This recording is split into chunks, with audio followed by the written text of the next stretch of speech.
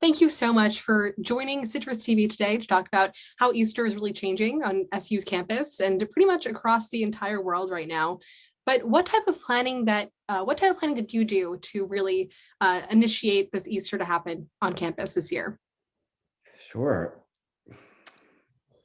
In the midst of crisis, we ultimately try to be clear about our mission and creative with our methods. And that's with our daily programs and services. But that, of course, manifests itself with these larger gatherings such as Easter and Good Friday for our Christian community. And so we knew this day was coming, of course, many months ago, and started thinking through how is it that we do this in a way that is meaningful for our students and also safe for our students. And so we've been working with our wonderful campus partners, our spectacular chaplains and student leaders, and I think we've put together a really great plan.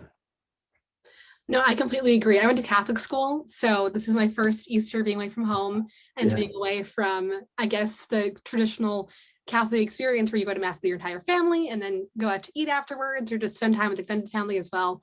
But obviously this year it's not possible. But why do you think it's important to have this kind of community right now, especially in COVID-19? It's super hard for students to connect with people. So just having this Hendricks Chapel as a place where people can gather safely to celebrate Easter.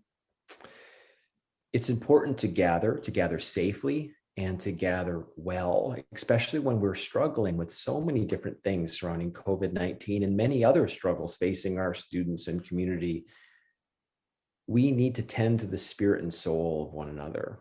And for those in the Christian community, of course, Good Friday and Easter is in many ways the personification of that. And I think that those themes reach beyond the Christian community this particular year, that as we think about all that has been lost and the grief and sorrow that comes with that loss, we also recognize that opportunity for renewal and what it means to make all things new. So Good Friday and Easter, of course, has a particular meaning for our Christian students, but I also think that there is a broader appeal for all those honoring that which was lost and being prepared for that which they seek to be reborn. That's absolutely amazing. And I feel so blessed to have people like you on campus planning things like this so we can participate in even a COVID-19 friendly Easter, because hopefully this will be the last time we have to do this. So fingers crossed, things will get better. But what will this weekend look like for students? What can students participate in? And just along those lines. Sure. This particular weekend, students can have a couple different opportunities to engage with various chaplains and religious groups. There are a limited number of seats in person, whether it's at Hendricks Chapel or one of our alternative locations, such as the Catholic Center. And there's also opportunities to participate online through a virtual experience. So what we've recognized is that virtually cannot replicate in person. It cannot do it. So instead of trying to replicate an in-person experience, what we try to do is present a virtual experience on its own terms. I suppose it's similar to the experience that one can have in the stadium on a game day is not the same experience you would have on your couch watching it on TV, but you can be mindful of how to make meaning in both of those experiences. And so while some might not appreciate comparing Easter Sunday to a sporting match, I think that there's lessons that we can learn about how to meet people where they are at, whether they're in person or virtually. We're going to do everything we possibly can to create a sense of connection and community so that we can nourish the spirit and soul of our student body. I love what you just said, because just to have that, like that community on campus and with being Catholic and going to a private institution that accepts all people of faith. So just to have that on campus feels awesome. But do students have to go through any type of COVID testing before they come into the mass on Good Friday or this weekend, or is it just socially distanced and then just the protocols that every student has to take before going in? Sure. The protocols to participate in Good Friday, Easter Vigil, and Easter Sunday services are the exact same protocols that students have been asked to follow throughout the academic year. So the only difference would be pre-registering for those in-person experiences, which you can find at the Hendricks Chapel website and also on our various social media channels. So we're trying to make it as user-friendly as possible because we do want as many students as possible to participate as we can. That's great. And why is planning this so important to you? Because as a dean of Hendricks Chapel and leading these students and providing a sense of that community that we all need. So just what have you learned about yourself in this process as well?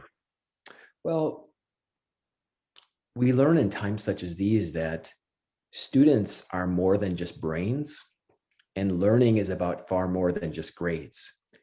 And while learning and education has to do with acquisition of information, it also has to do with personal formation. And as we're forming citizens for the future, it is needing to take into account the nourish of the spirit and the soul, and about community and hopes and dreams and crisis and resilience. And this particular time, whether it's Passover for our Jewish students, Ramadan for our Muslim students, or Good Friday and Easter for our Christian students, and the countless other commemorations celebrated by countless other religious, secular, spiritual perspectives, being there for those students in times such as this, it really is an honor. And I continue to be convinced that I have the best job on campus, and I get to meet amazing students, and to accompany them it's really a joy. No, that's great. And you talk about how great the students are, but were there ever any challenges presented, like planning this Easter? And how far back did you know that you wanted to have something like this on campus for students? There's a multitude of challenges, because when you're prioritizing student well-being, you recognize that on the one hand, that prioritization requires physical distance. But you also know that to prioritize student well-being means to create relational proximity. And those two are, some might say, contradictory. How do you create relational proximity and yet social distance? So it automatically creates a challenge. But I think that we've done a relatively good job of helping to create situations where students can be fully well through social distance and masks and all that, and also by creating authentic relationships. It has been an exceptional challenge, but I think that crisis has given birth to the clarity and also to creativity. And I am so proud of our staff, our chaplains, our student leaders. I think they've done really well. And we've learned so much. We've learned lessons that will continue to be with us for many, many years to come, about how it is that we can continue to create virtual experiences for those that physically can't be in Hendricks Chapel. So much of what we learned will continue to be with us for many years to come. That's great. And what do you hope that students can really get out of this entire weekend? What's your main goal as the Dean of Hendricks Chapel? What my goal ultimately is for students to remember that they are not alone. And there's a lot that goes into that statement, but ultimately, I want students to look within themselves, to look outside of themselves, and receive the comfort through the belief that they are not alone. They're not alone in their struggles. They're not alone in their celebrations, and that they are being accompanied each and every day. And I hope that that brings them joy in the midst of this special time. That's great. Thank you so much for doing this interview. I really appreciate it. My pleasure. And it means a lot, because this will make this story great tomorrow. So I'm super excited to really share all the work that Hendricks Chapel has been doing. So it's just great to know that this is even a possibility for our campus to participate in religious services. Because I have been to church only a couple of times in the past year, because parents are super high risk. I can't go out, and it's just easier just to log onto the computer, stay together, and everyone's safe, are not exposed to everyone. So to have that virtual option for students, I just think it's thank you. Well, I'll say this, if I may, sometimes we forget how special the place Hendricks Chapel is. And I suppose even I do, because I get to be in it every day. But to have a chapel at the center of a major global university is an incredibly distinctive and special thing. And I'm so proud that our team jumped at the opportunity to be creative and to be bold as we responded to COVID-19. So outfitting the chapel with cameras and various other equipment to live stream well has been tremendous. So it's a special opportunity to see so many people working together to make this happen. That's great. Did you ever think this is going to be like the norm for us students and everyone? Because I feel like I would have never, because I went to Catholic school. I was a Eucharistic minister back in high school too. So pretty much the entire Catholic experience. I know pretty much everything there is to know, and church every Sunday. So I would have never thought this was the norm. I just couldn't even imagine 2 years ago thinking about it at Easter, celebrating online.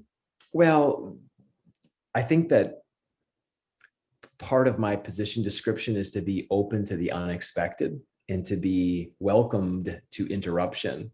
Now, I certainly did not think that this would fall into that, but what I've been able to witness is just tremendous creativity and resilience and courage amongst so many students, faculty, and staff. And while this, of course, was incredibly unexpected, what I have witnessed has been truly heartwarming, and I'm going to take those lessons with me for many years to come. Just so proud of the way that so many have responded, and completely unexpected, but I imagine in the years to come, there will continue to be unexpected twists and turns to life. And these experiences like this will be part of our stories as we think about the next challenge that we all collectively face. So they say that adversity doesn't necessarily build character, but adversity tends to reveal character.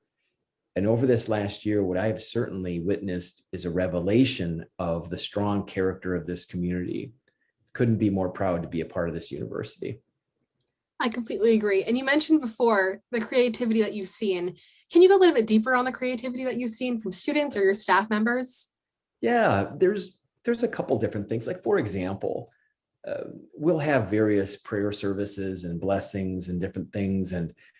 And when you're in person, you might have an opportunity where someone might say, anyone else that has a prayer to offer, please do so at this time. And you might get silence. But when you're doing that same thing through a virtual experience, saying, if you have a prayer request or someone that you want to lift up, please just put that name or that experience in the chat. And all of a sudden there's dozens and sometimes hundreds of responses. So what we have found is that the virtual experience can sometimes be a more open, shall we say, opportunity to dip someone's toes into the experience. And so that alone has been incredible. We've done holidays at Hendricks, the Martin Luther King celebration, the annual Pan Am Memorial back in December. So some of these large signature events that we've had to pull off through recording, but also the daily meditations and worship services and prayer gatherings and interfaith dinner dialogues, putting those into virtual, hybrid, in-person experiences, I think has required phenomenal creativity and courage. And I couldn't be more proud of our team. That's great. Is there anything else you'd like to add? You've really answered all my questions, and you've been so gracious with your time too. So Oh, thank you. Now let me think about it. I think that if there's anything I'd want to say, I'd want to remind students that it is in times such as these that our collective character is tested. But it is clear that the character of this campus community is strong, and to be reminded that you're never alone. We're in this together, and we'll continue to be there for each other. That's great. Oh, thank you so much. This has been a wonderful conversation, and My pleasure.